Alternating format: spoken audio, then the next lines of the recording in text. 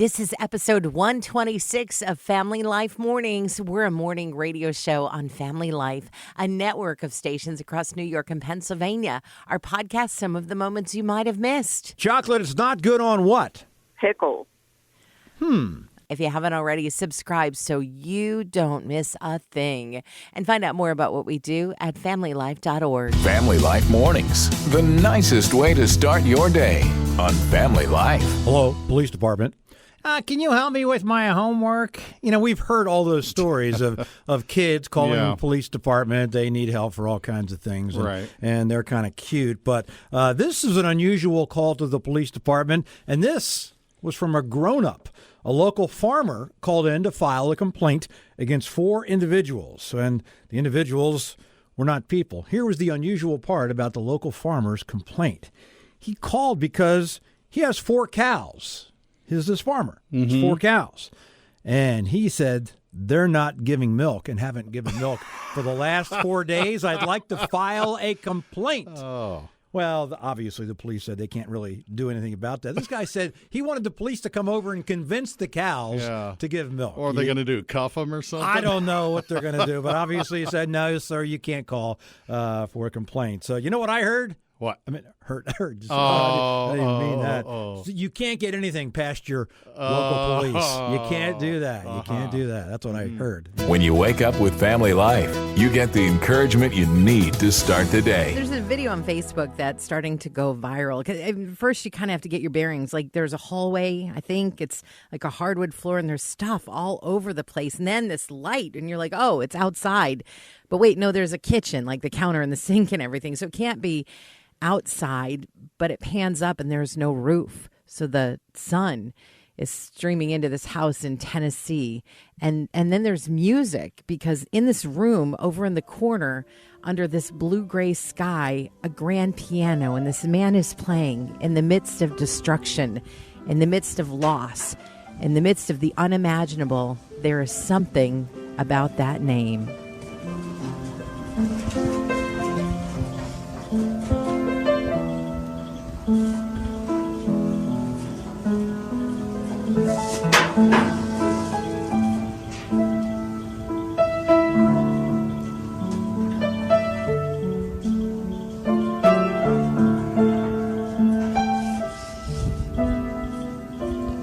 How can you help? Well, Family Life has a page you can connect to with a whole lot of organizations that are already on the ground providing basic needs for people, like a place to take a shower and clothes and food and muck materials to be able to clean out what can be cleaned out and picked up, and prayer.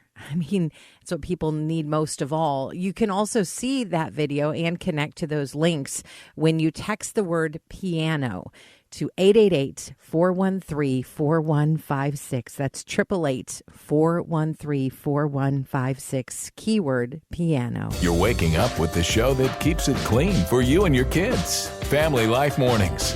When it comes to Christmas decorations on the house, I think we've all driven by a house or two that, well, the people just go over and above and beyond the call of duty, so to speak. So many lights lighting up the place.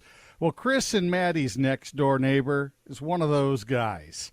People drive by just to look at his display, and Chris said the man's house is, quote, a winter wonderland, and it brightens everyone's mood around the block.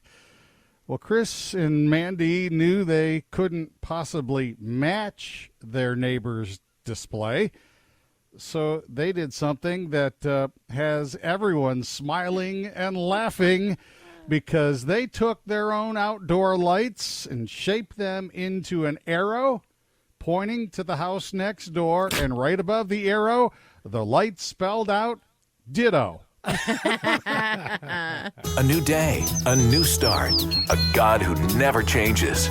You're waking up with Family Life Mornings. It's one of the most asked questions every Christmas. What should I give Steve? Well, I know. No, that's not the question at all. No, the question is, Mary, did you know? And we play that song on Family Life, and sometimes we joke at the end. We'll say, yes, of course you knew. Well, it's kind of a mixed bag. If you look in Luke 1, you can get the answer to many of the questions. Like, Mary, did you know your baby boy would one day walk on water? Well, no, not specifically. Mary, did you know your baby boy would save our sons and daughters? Yes. Did you know your baby boy has come to make you new? Yes. Did you know this child that you delivered would soon deliver you? Yes. Mary, did you know your baby boy would give sight to a blind man? No. Mary, did you know your baby would calm the storm with his hand? No. Did you know your baby boy has walked where angels trod? Absolutely. And that when you kiss your little baby, you would kiss the face of God. Yes. Mary, did you know your baby boy is Lord of all creation? Yes. Mary, did you know that your baby boy would one day rule the nations? Yes. Mary, did you know your baby boy is heaven's perfect lamb? Yes. Did you know that sleeping child you're holding is the great I am? Yes. So 9 yeses, 3 no's. I think we could say, for the most part, yes, Mary did know. Thanks for tuning in to Family Life Mornings. We're giving away free smiles, and we've got one that's just your size. Well, most of them are small. They got short ears and noses, elongated bodies, long tails, soft, dense fur. I always thought the otter was kind of cute.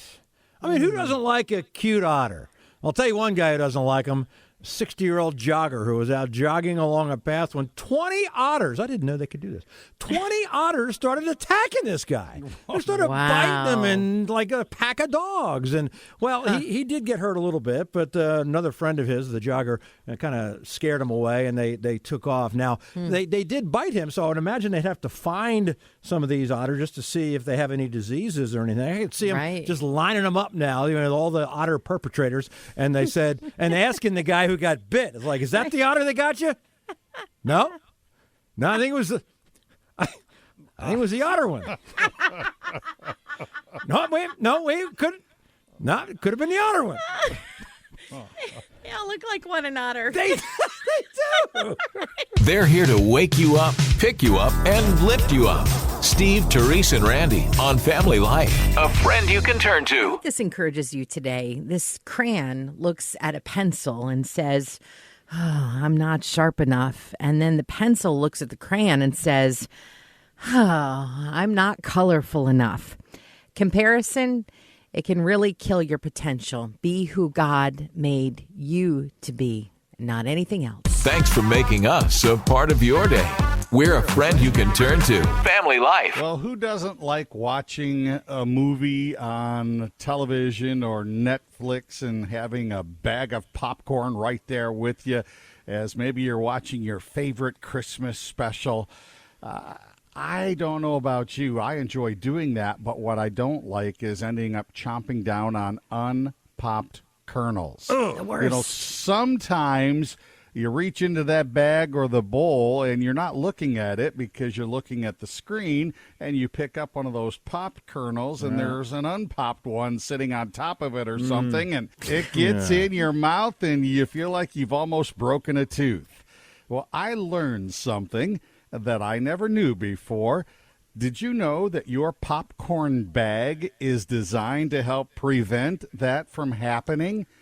There is a slit on the bottom of the bag, so after it's done cooking and popping, you take it and start shaking the bag while you're holding the slit on the bottom, and the popped kernels aren't going to go anywhere because the slit isn't wide enough for them to fall out. The unpopped ones, they fall out? The unpopped kernels will fall right out of the bag into the bowl, and you are good to go. No pain. That's amazing. When will they invent bringing dental floss after, right in the like bag? A bag of popcorn with like the dental floss on the side. Attached to it, right. See, that would be a good next. Right after. Wow, okay. The morning time. It's God's time. Thanks for waking up with Family Life Mornings.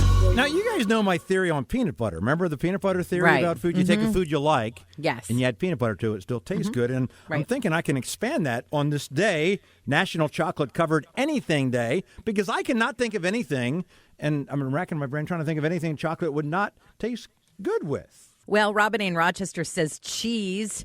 I'm thinking chocolate and Limburger. Ugh. Okay. And then you have Terry in Addison who says chocolate-covered peppers and onions would be gross. And I think she's right about that. Well, yeah. I haven't tried it yet, so I cannot confirm nor deny. Who's this? Lisa Kuhn, Lake Joe's, Pennsylvania. All right. Chocolate is not good on what? Pickles. I would agree with Lisa on this. Steve, though, I can tell, is already from the school of thought that chocolate is good on everything. Steve's going to go home and try it. I now. really He's thinking the sweet, salty thing is going to work, probably. Yeah, I've kind of heard that in his voice. Yeah. No. Yeah, no, I would agree with you. Why would you eat a chocolate-covered pickle when you can have a chocolate-covered pretzel? Well, that's true. Particularly if the pretzel has peanut butter on it. Oh, now you're speaking my language. Then it's better. Well, happy National Chocolate-Covered Anything Day except pickles to you. Starting your day with a smile and a dose of encouragement, too.